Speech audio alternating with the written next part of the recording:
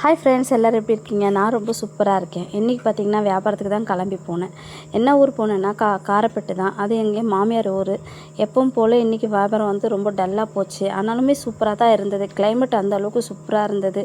வியாபாரத்தை முடிச்சுட்டு வீட்டுக்கு வந்த கையோடு எங்கள் அப்பா பார்த்திங்கன்னா ஆட்டுக்காலும் அதுக்கப்புறம் பேப்ஸாவும் வாங்கிட்டு வந்திருந்தாங்க. பேப்ஸான்னாக்கா நுரையீரல் தான் நாங்கள் பேப்ஸான்னு சொல்லுவோம். நீங்கள் என்ன சொல்லுவீங்கன்னு சொல்லிட்டு சொல்லுங்கள்.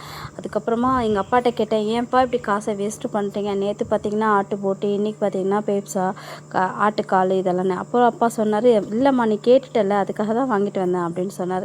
சரி இருந்தாலும் பரவாயில்ல, சமைச்சு சாப்பிடுங்க. அப்பா வந்து உடனே கொடுத்துட்டு வெளியே வேலை இருக்குமான்னு சொல்லிட்டு கிளம்பி போயிட்டார். நானுமே வந்துட்டு நுரையீரல்லாம் வந்துட்டு க்ளீன் பண்ணிட்டேன். க்ளீன் பண்ண கையோடு நான் போய் ரூமில் படுத்து தூங்கிட்டேன். என் பொண்ணு வந்துட்டு நல்லாவே சமைப்பாள். சூப்பராக இருந்தது இன்றைக்கி. நல்லா சூப்பராக கிரேவி பண்ணி ரசம் வச்சு சாப்பாடு செஞ்சுருந்தான். அதுக்கப்புறம் எங்கள் அப்பாவுக்குமே சாப்பாடு கொடுத்து விட்டுட்டு நாங்கள் எல்லாருமே ஒன்றா உட்காந்து சாப்பிட ஆரம்பித்தோம். சாப்பிட்ட கையோட நைட்டுக்கு வந்துட்டு பாயா வைக்கலாம், இல்லைன்னா சூப் வைக்கலாம் அப்படின்னு சொல்லிட்டு இருந்தாங்க. எல்லாருமே வந்துட்டு ஆட்டுக்காலை வாங்கிட்டு வந்தாலே பாயாவோ இல்லை சூப்போ தான் வைப்பாங்க. ஆனால் மோஸ்ட்லி வந்து சூப் தான்.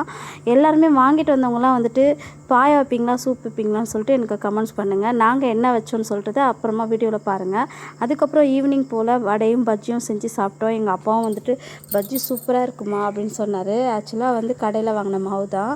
பார்த்திங்கன்னா பாயா தான் செஞ்சுருக்கோம். எப்போவுமே சூப் செய்யணுன்னு தான் நினைப்போம். ஆனால் எப்படியும் பார்த்தாலும் பாயாவுக்கு ரெடி ஆகிடும். அதுக்கப்புறமா வந்துட்டு இடியாப்பம் செய்யலையாமான்னு சொல்லி கேட்டார். இடியாப்பம் வந்து கடையில் தான் வாங்கினோம்.